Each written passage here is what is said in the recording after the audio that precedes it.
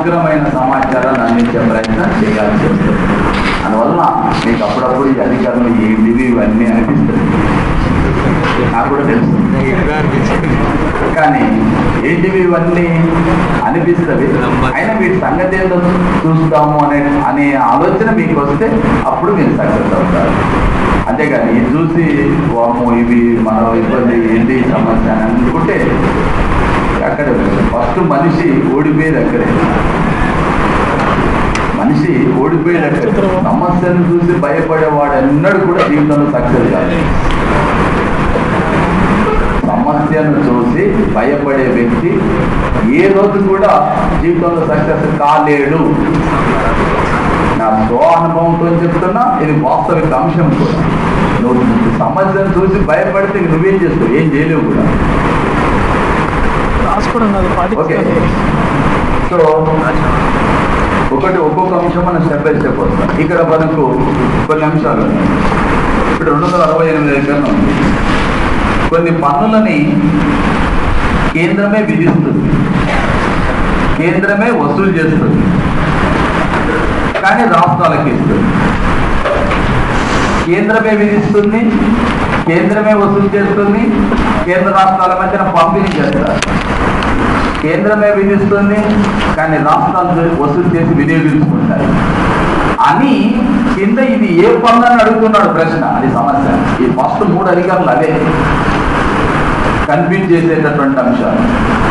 ఇందులో మీరు old question papers చూసినటువంటి వాళ్ళు కొంతమంది ఉండొచ్చు, ఇంతమంది ఎగ్జామ్ రాసిన వాళ్ళు ఉండొచ్చు. ఆ పేపర్లు అంటే మామూలుగా ఇక్కడికి వచ్చే ముందు కానీ వచ్చిన తర్వాత కానీ అనేక ఓల్డ్ క్వశ్చన్ పేపర్స్ జరుగుతున్నటువంటి ఎగ్జామ్స్కి అటెండ్ అయిన వాళ్ళు కానీ ఇలాంటి ప్రశ్నలు ఈ 3 అంశాలు ఫస్ట్ 3 అంశాలు కూడా కన్ఫ్యూజ్ చేసేటటువంటి అంశాలు. ఫస్ట్ 268 కొన్ని పన్నులని కేంద్రమే విధిస్తుంది కానీ రాష్ట్రాలు వసూలు చేసి వినియోగించుకుంటాయి. విధించేది కేంద్రం కానీ వినియోగించుకునేది రాష్ట్రాలు. ఎలా అంటే ఇప్పుడు స్టాంపు డ్యూటీ ఉంది, మందులపై పన్నులు, అలంకరణ వస్తువులపై, పాలసీ మార్పిడిలపై పన్నులు విధించేది కేంద్రము, వసూలు చేసి వినియోగించుకునేది రాష్ట్రాలు. ఇలాంటి ప్రశ్న అడుగుతున్నాడు అన్నాడు. బట్ ప్రశ్న ఇలా ఉంటుంది, కేంద్రం చేత విధించబడి రాష్ట్రాలు వసూలు చేసుకునే పన్నుకు ఉదాహరణలు ఇచ్చి 4-5 అధికారులు ఉంటాయి అంశాలు. అక్కడ ఇక్కడ ఏరుకొని రాస్తాడు వాడు. ఈ పన్నుల పేర్లు ఇస్తారు, దీంట్లో ఒకటే ఇస్తాడు. ఇప్పుడు 4 చెప్పినాను మీకు. స్టాంపు డ్యూటీ, మందులపై విధించబడే పన్నులు, అలంకరణ వస్తువులపై విధించబడేటటువంటి పన్నులు, పాలసీ మార్పిడి, 4 అంశాలు ఒకటే ఇస్తాడు. ఏదైనా ఒకటి అంశం ఇచ్చి మిగతాది ఇస్తాడు. ఓకే, అయితే ఇక్కడ రాయండి 268 ఏ అధికరణ ప్రకారం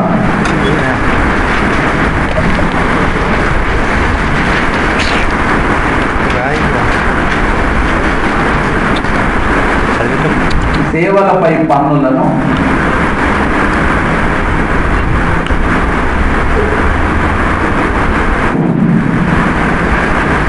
కేంద్ర ప్రభుత్వమే విధిస్తుంది,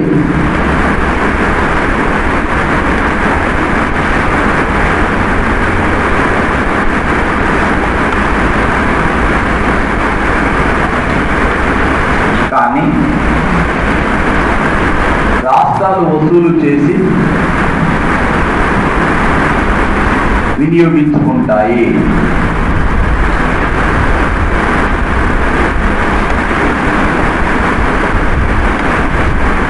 అనగా ఈ అంశం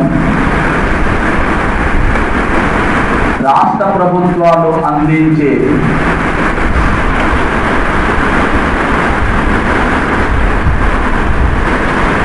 సేవలకు సంబంధించిన అంశాలకు మాత్రమే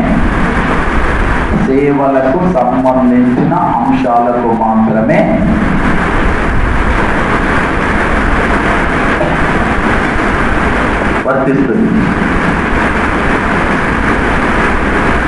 మీకు ఐడియా రావాలేదు, ప్రారంభంలో ఉందా ఇప్పుడు చేసేదా? సేవలపై పని ఎప్పుడు చేసిందండి? 88వ రాజ్యాంగ సవరణ ద్వారా ఈ మధ్యనే చేర్చింది. సర్వీస్ ట్యాక్స్ అనేది ఇప్పుడు వచ్చింది.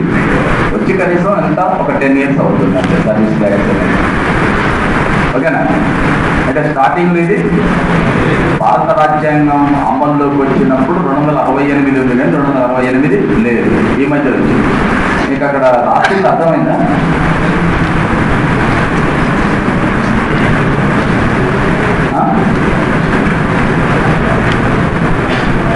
మామూలుగా సేవలు రాష్ట్ర ప్రభుత్వాలు ఒక్కటే సేవలు అందిస్తాయా, కేంద్రం కూడా అందిస్తాయి?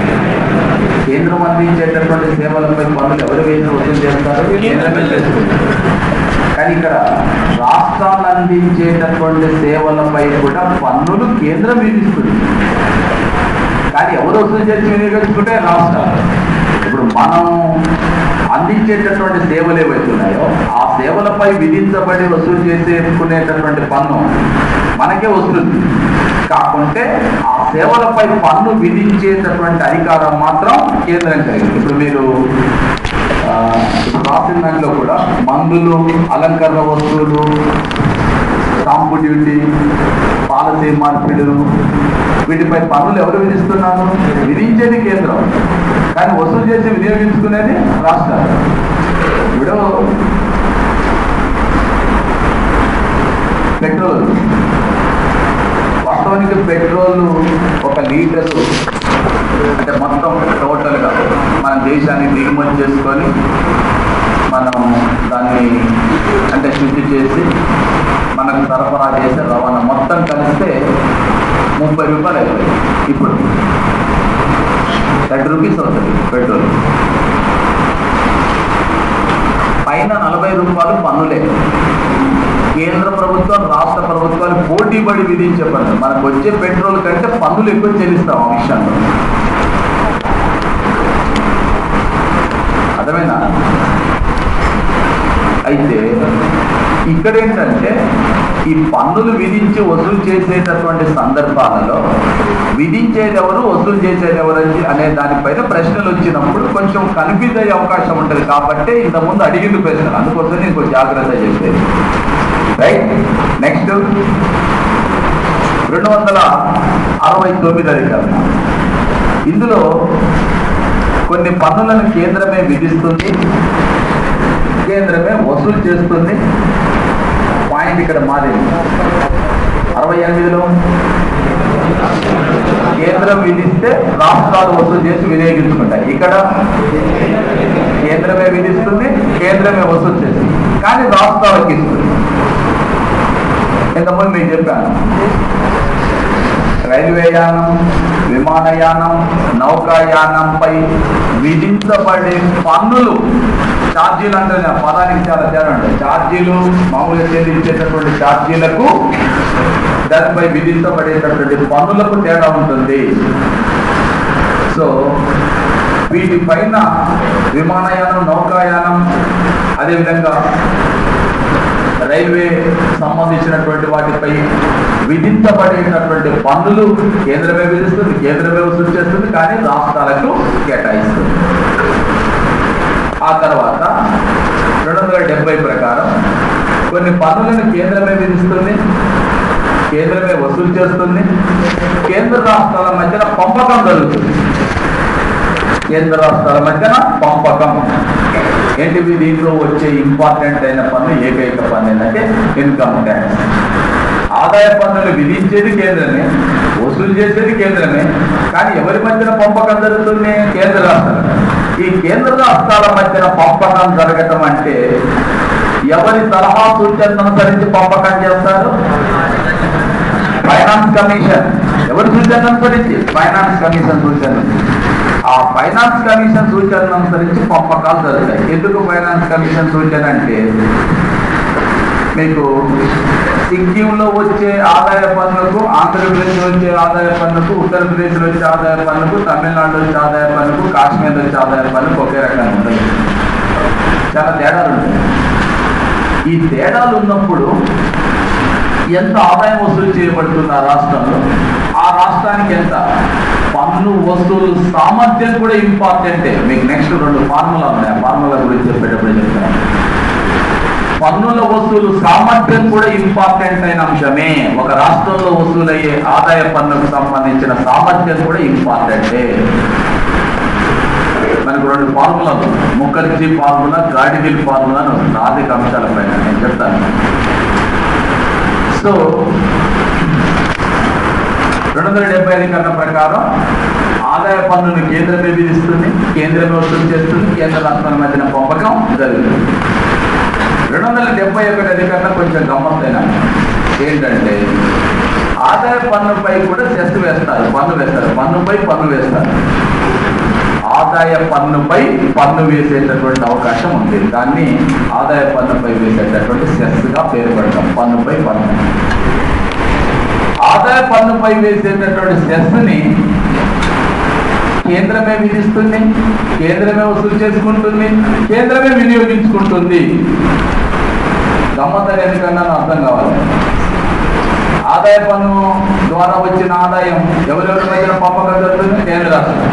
కానీ ఆదాయ పన్నుపై వేసే సెస్ మాత్రం కేంద్రానికి ఇచ్చేది. అందుకని సర్కారీ కమిషన్ ఆదాయ పన్నుపై వేసే సెస్ ఏదైతుందో అది కూడా కేంద్ర రాష్ట్రాల మధ్యన పంపకం జరగాలని చెప్పి సూచన చేయడం జరిగింది.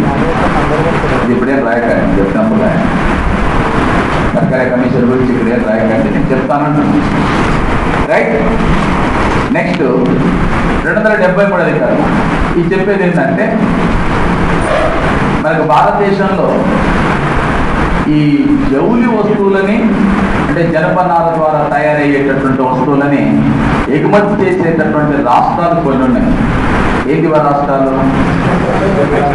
అంటే అస్సాం, బెంగాల్, బీహార్, ఒరిస్సా, ఈ 4 రాష్ట్రాలు.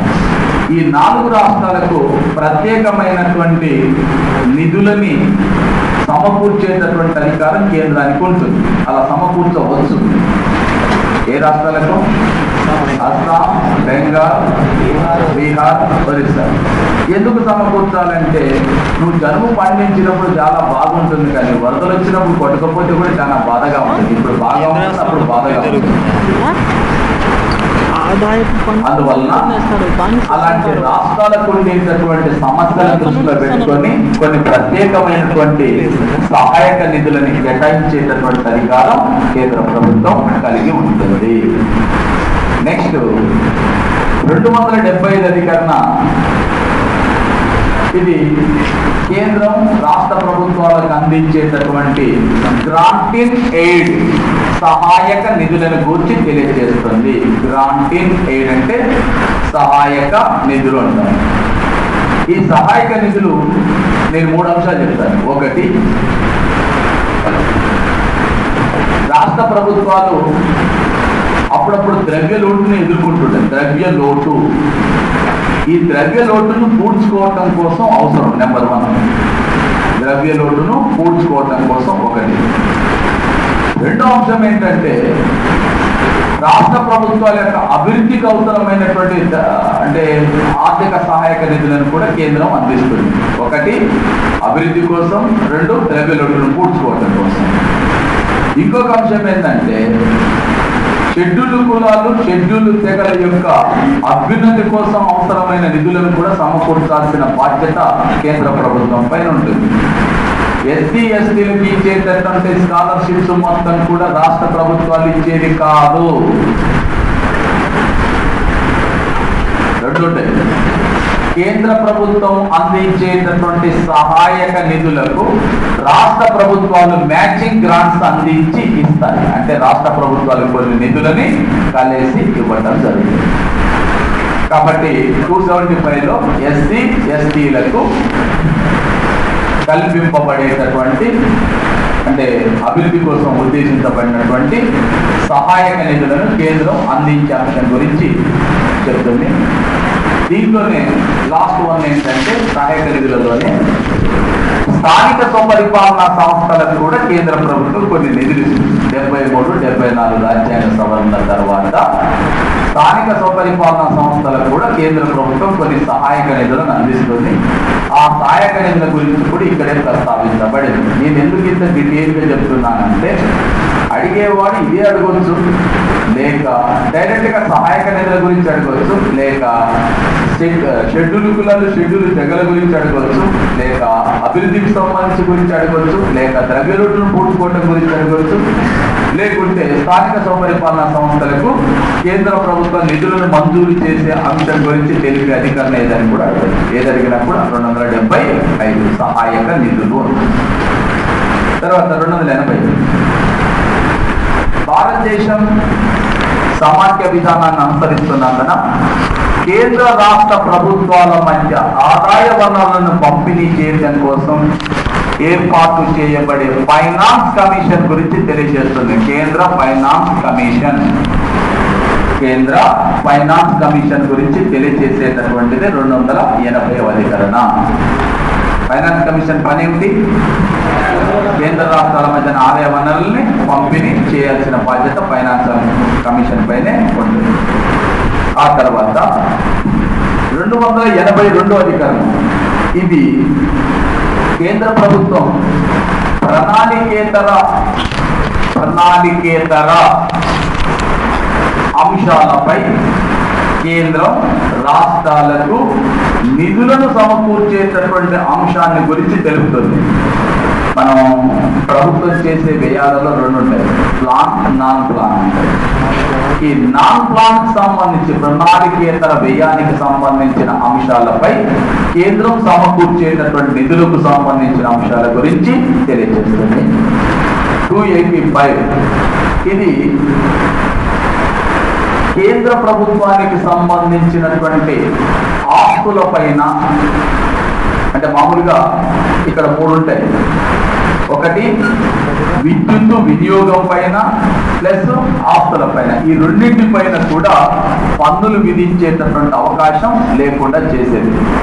మరి 285 దేనికి సంబంధించింది అంటే కేంద్ర ప్రభుత్వం రాష్ట్రాలలో దేని వినియోగించుకుంటుంది? మామూలుగా రైల్వేలు ఉన్నాయండి, రైల్వే లైన్లు ఎలా నడుస్తాయండి? విద్యుత్ ఎక్కడి నుంచి? ఆ విద్యుత్ వినియోగించుకునేటప్పుడు వాటికి ఛార్జీలు తీసుకుంటారు, కానీ దానిపైన ట్యాక్స్ విధించకూడదు.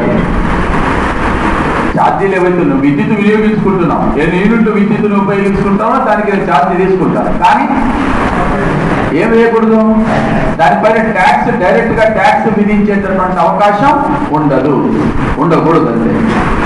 అలాగే రాష్ట్రాలలో కేంద్ర ప్రభుత్వం యొక్క ఆస్తులు ఉంటాయి. రాష్ట్రాలలో ఈ రాష్ట్రాలలో ఉండేటటువంటి కేంద్ర ప్రభుత్వం యొక్క ఆస్తులు జాతీయ ఆస్తులు అంటాం. వాటిపై కూడా పన్నులు విధించేటటువంటి అధికారం రాష్ట్రాలకు ఉండదు. 289లో రివర్స్ ఉంటుంది. రివర్స్ అంటే రాష్ట్ర ప్రభుత్వాల ఆస్తులపై పన్నులు విధించే అధికారం కేంద్రం. అంటే ఈ 2 లక్షణాలు దేని తెలియజేస్తాయి? ఏకీకృత వ్యవస్థ కాదండి. కేంద్ర ప్రభుత్వం యొక్క ఆస్తులు జాతీయ ఆస్తులపై రాష్ట్రాలు పన్నులు విధించరాదు, రాష్ట్ర ప్రభుత్వ ఆస్తులపై కేంద్రం పన్నులు విధించరాదు. అంటే ఏంటంటే ఏకకేంద్రం అంటున్నారు ఎవరు? ఆలోచన చేయాలి కొంచెం. ఓకే, నెక్స్ట్ 293 అధికరణ. రాష్ట్ర ప్రభుత్వాలు విదేశీ స్వదేశీ రుణాలను సేకరించడానికి ఉద్దేశించబడినటువంటిది. అయితే విదేశీ రుణాలను సేకరించేటప్పుడు విదేశీ రుణాలు ఇచ్చేవాడు ఫస్ట్ చూసే అంశం ఏంటిది? నేను అప్పిస్తున్నాను, మరి గ్యారెంటీ మళ్ళీ వస్తాయా రావాలి. ఎవరు చూసేదని? వ్యక్తులు చూసేదనే, సంస్థలు చూసేదనే, దేశాలు చూసేదని, ఎవరు చూసేదని. అలాంటప్పుడు రాష్ట్ర ప్రభుత్వాలు ఏం చేస్తాయి? తమ సంఘటిత నిధిని గ్యారెంటీగా పెడతాయి. రాష్ట్రాల యొక్క కన్సాలిడేటెడ్ ఫండ్ ఏదైతే ఉందో దాన్ని గ్యారెంటీ పెడతాయి. రాష్ట్ర ప్రభుత్వాలు గ్యారెంటీ ఇవ్వడానికి విదేశీ సంస్థలు రుణాలు ఇవ్వవు.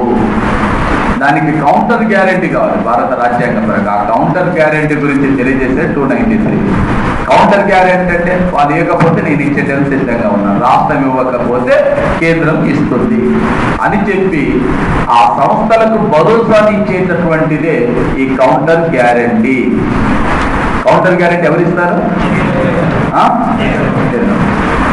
1998లో పోఖ్రాన్లో రెండోసారి అణుపరీక్ష జరిపిన తర్వాత ప్రపంచ బ్యాంకు, IMF భారతదేశం పైన అనేక ఆంక్షలు విధించింది. ఆర్థిక ఆంక్షలు విధించిన కొద్ది రోజులకు జేమ్స్ వూల్ఫెన్సన్ ఈ ప్రపంచ బ్యాంక్ అధ్యక్షుడు ఢిల్లీకి వచ్చినప్పుడు మన రాష్ట్ర ముఖ్యమంత్రి చంద్రబాబు నాయుడు ఒక ల్యాప్టాప్ కంప్యూటర్ తీసుకొని వెళ్ళి ఆయన ముందు కూర్చొని మొత్తం వివరాలు మొత్తం చెప్పాడు. ఈ రాష్ట్ర ప్రభుత్వం ఇలా అభివృద్ధిని సాధిస్తుంది, ప్రగతి పరంలో ఇలా వెళ్తుంది అన్ని మొత్తం పథకాల గురించి వివరిస్తే ఆయన నిజంగా బాగా ఇంప్రెస్ అయ్యి ఆయన చెప్పింది, ఇప్పటికిప్పుడు మీ రాష్ట్ర ప్రభుత్వానికి $200 కోట్ల ఆర్థిక సహాయం చేయాలని అనుకుంటున్నాను, బట్ ఐఎమ్ హెల్ప్లెస్.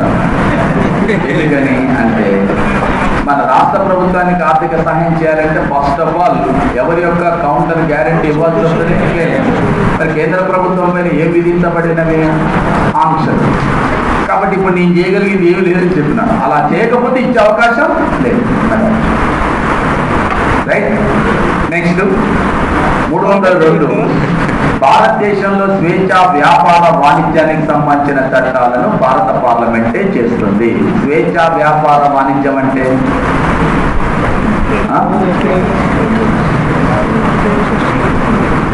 FDIలని భారతదేశంలోకి అనుమతించాలా వద్దా అనేది భారత పార్లమెంట్ చట్టం చేస్తేనే వస్తాయి, లేకపోతే అలా అయిపోయిందా. దాని గురించి స్వేచ్ఛ వ్యాపార వాణిజ్యం అంటే తీవ్రంగా ఆలోచించేది ఏంటంటే విదేశీ సంస్థలకు సంబంధించినటువంటి వాళ్ళు కానీ కార్పొరేట్ సంస్థలు కానీ వ్యాపార వాణిజ్యాన్ని నిర్వహించేటప్పుడు దాని చట్టాన్ని రూపొందించేటటువంటి అంశం పైన చట్టాన్ని రూపొందించేటటువంటి అధికారం కేంద్రం మాత్రమే కలిగి ఉంటుంది. ఇప్పుడు మమతా బెనర్జీ చెప్పింది ఏంటిది? FDIలని భారతదేశంలో అనుమతించొద్దు అని. కేంద్ర ప్రభుత్వం నేను అనుమతిస్తాను, నువ్వు అనుమతించొద్దు అన్నావు, మీరు అనుమతిస్తానని చెప్పినావు. అయితే నీకు మాత్రం ఇచ్చే మద్దతే నువ్వు ఉపసంహరించుకుంటా అని చెప్పి వెళ్ళిపోయినా, UPA నుంచి వైదొలిగి వెళ్ళిపోయాను. ఇప్పుడు నేను చెప్పేది ఏంటంటే మీకు ఆమె మద్దతు ఇచ్చి అంశాన్ని ఉపసంహరించుకుని వెళ్ళిపోయినా అది ఆమె చేతుల్లో ఉంది. కాబట్టి ఇప్పుడు ఇక్కడ చెప్పొచ్చే అంశం ఏంటంటే అయినా కూడా భారత పార్లమెంట్ చట్టం చేసింది చిల్లర వర్తక రంగంలో FDIలు భారతదేశంలో డైరెక్ట్ గా పెట్టుబడులు పెట్టవచ్చును అని చెప్పి చట్టం చేసింది.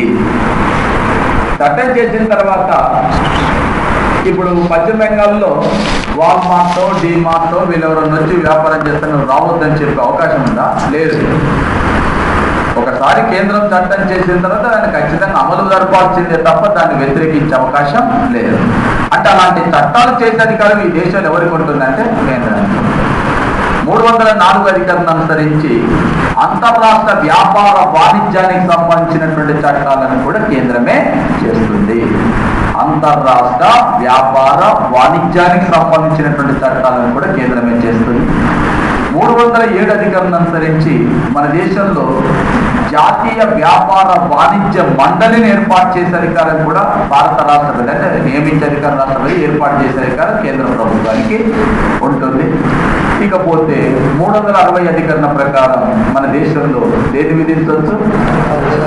ఆర్థిక అత్యవసర పరిస్థితిని విధించవచ్చు. ఆర్థిక అత్యవసర పరిస్థితి విధించిన కాలంలో కొన్ని అంశాలు ఆల్రెడీ మనం చర్చించినాం. ఏంటి? కేంద్ర ప్రభుత్వం జారీ చేసే ఆర్థిక పరమైన ఆదేశాలు రాష్ట్రాలు తప్పనిసరిగా పాటించాలి. రాష్ట్ర బడ్జెట్ కాపీలను తనకు పంపమంటే పంపాలి. అదేవిధంగా రాష్ట్రాల్లో పనిచేసేటటువంటి ఉన్నత ఉద్యోగుల యొక్క జీతభత్యాలు తగ్గించాలంటే తగ్గించాల్సి వస్తుంది.